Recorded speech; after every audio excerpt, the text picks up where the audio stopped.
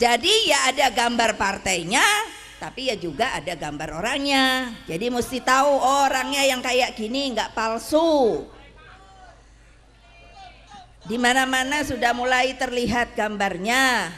Nah, juga tadi kan dibilang kalau Bambang dan Said itu jempol. Itu simbolnya. Tetapi maksudnya nomornya nomor berapa? Ayo.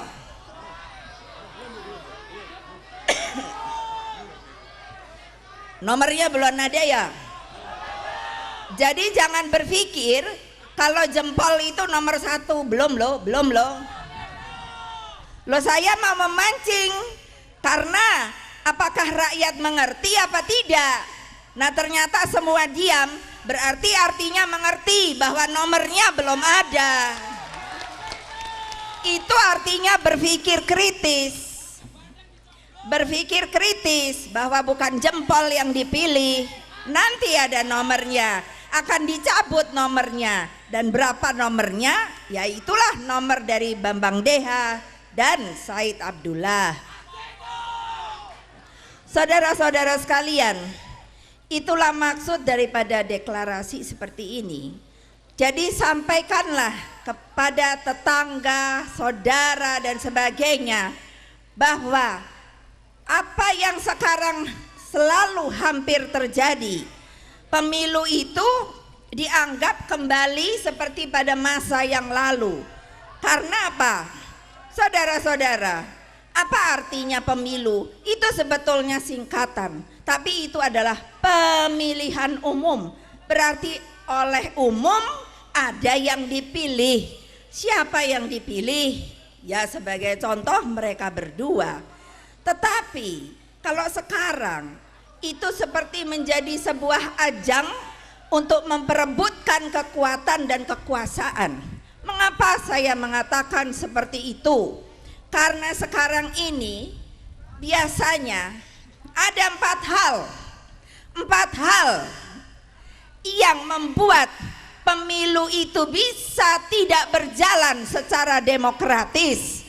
Apa artinya demokratis? Ketika hak pribadi seorang itu tidak bisa diberikan ketika nyoblos, tapi mereka itu diarahkan, mereka itu diberi uang, mereka itu diberi sembako, mereka itu diintimidasi. Saya sebagai ketua umum 20 tahun saya menjadi ketua umum di Republik Indonesia ini, dan saya sudah mengalami berpuluh kali adanya pemilihan umum di Republik ini, sehingga saya bisa melihat mana yang namanya pemilu yang demokratis dan yang mana yang tidak demokratis. Sebagai contoh, mengapa tidak demokratis? Kalau ada 4 hal lalu dilakukan. Oleh sebab itu dengan pikiran kritis harus melihat. 1, kalau KPU-nya Komisi Pemilihan Umumnya itu tidak netral, sudah berpihak kepada salah satu calon. Yang kedua adalah ketika IT itu teknologinya yang untuk menghitung itu tidak netral, sudah dikuasai oleh sebuah kekuatan kekuasaan. Yang ketiga yaitu adalah apa? Ketika intelijensinya ikut bermain dan tidak netral. Saudara-saudara sekalian, intelligence itu bukan untuk namanya menyadap ataupun untuk membuat orang ditekan dan sebagainya, untuk memilih yang sebenarnya bukan pilihan dia, tetapi intelligence itu adalah untuk mengamankan dan hanya mengurusi keamanan dari negara. Saudara-saudara, hati-hati untuk itu. Hati-hati, saya sudah banyak pengalaman ketika saya bukan berhadapan dengan partai lain, tetapi di belakang partai-partai itu yang bergerak adalah kekuasaan. Saudara-saudara, apakah Indonesia masih mau seperti itu terus-menerus? Ya kalau tidak, makanya harus bergerak untuk bisa menyatukan diri dan memilih seperti apa yang dikehendaki oleh hati nuraninya, saudara-saudara. Nah, contoh soal tuh Jawa Tengah. Jawa Tengah itu saya bilang kepada seluruh pimpinan partai di Jawa Tengah, kalau kalian itu yang pertama syaratnya apa? Kompak dan solid. Begitu kompak dan solid, maka itu tidak ada urusan yang lain. Kita pasti bisa melakukannya. Yang kedua apa? Mau bekerja, turun ke bawah. Yang namanya Jawa Tengah, wah, namanya PDI Perjuangan tuh digepui, tapi selalu dengan semangat persatuan kita, dan kita bersatu dan bergerak dengan solid, maka kalian bisa melihat Jawa Tengah kita menangkan dengan baik, saudara-saudara. Kenapa Jawa Timur itu udah bisa? Bisa. Persoalannya mau tidak bekerja. Nah, karena apa? Dari 3 hal tadi, 1 KPU, 2 yang namanya alat hitungnya, yang ketiga intelligence-nya, yang keempat ini yang suka menghancurkan yang namanya hasrat dan nafsu seseorang, yaitu money politics, main uang. Lah bagaimana? Kejadiannya itu selalu demikian. Mana ibu-ibu ya? Ini kan banyak ibu-ibu.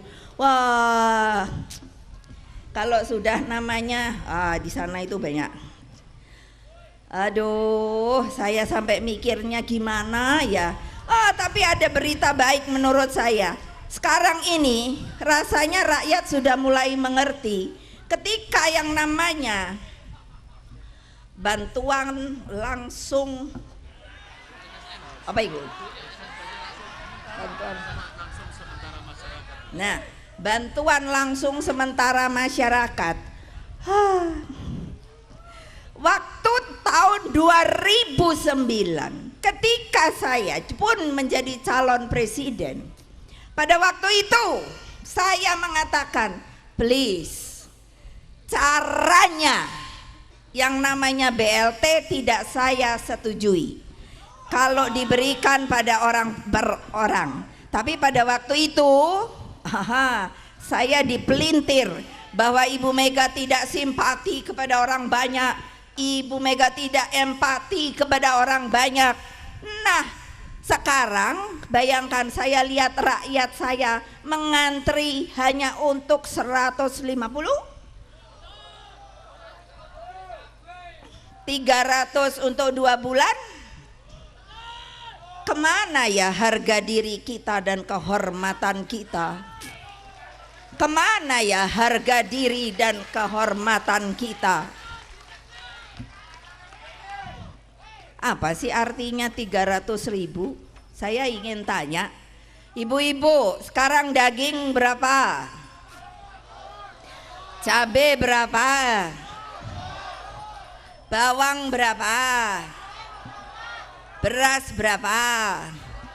Bayangkan saya mau ketawa, di Jawa Barat, orang Jawa Barat tuh senang makan jengkol. Saya nanya, jengkol di Jawa Barat berapa? 100.000. Sama sama daging. Coba ya, bayangkan ya. Lalu terus harga kita, diri kita itu saat cuman 150.000 perak. Mau ibu-ibu harga diri kita dan kehormatan kita hanya 150.000 perak. Kurang lebih sama daging, kurang lebih sama cabai, kurang lebih sama bawang. Itukah harga kehormatan kita sebagai manusia? Bukan saya memanas-manasi, saya mengatakan, kenapa yang namanya jumlahnya sekian triliun itu tidak dipergunakan untuk membuat jalan, tidak dipergunakan untuk membuat yang namanya air bersih di tiap-tiap kampung, di tiap-tiap desa, tapi hanya diberikan begitu sampai jempet-jempetan dan sebagainya dan sebagainya. Saya suka lihat dari Metro, saya suka lihat dari TV One.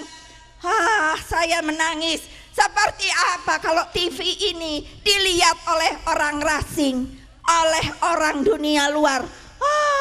Hanya segini ya harganya rakyat Indonesia, 150.000 sudah terbeli, saudara-saudara. Kapan timbul yang namanya rasa kehormatan anak muda? Tadi saya perhatikan, saya paling miris dan paling pedih kalau anak muda yang katanya harus menjadi pemimpin bangsa, yang akan memimpin republik ini di kemudian hari, hanya untuk menyanyikan lagu Indonesia Raya, tidak pernah bisa menyanyikannya dengan penuh semangat dan dedikasi. Apa itu? Kok mau jadi pemimpin loh? Masya Allah. Paling-paling kalau saya panggil di sini, saya suruh nyanyi Indonesia Raya, mengkeret semua. Tidak ada pasti yang hafal. Saya kagum sekali dengan bangsa Amerika. Dimanapun, kalau dia sedang ada di luar negeri, dimanapun, begitu dia mendengar namanya lagu kebangsaannya, tanpa disuruh dia berdiri dan mengambil sikap begini. Saya menangis, sering kali saya melihat kalau sudah begini saya tahu itu adalah orang Amerika. Dedikasinya luar biasa.